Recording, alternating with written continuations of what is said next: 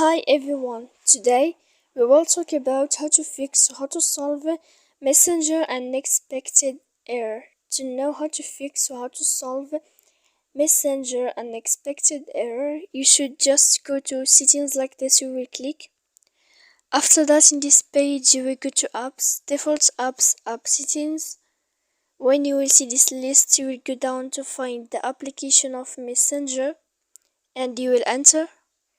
Then in this page you will go to click force stop. When you will see this page you will click storage. After that you will go to click clear cache. Then you will go to click clear data. And after all that, when you will end this, you can update your application.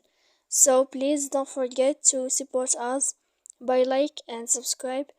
See you next time in another video and thank you for watching.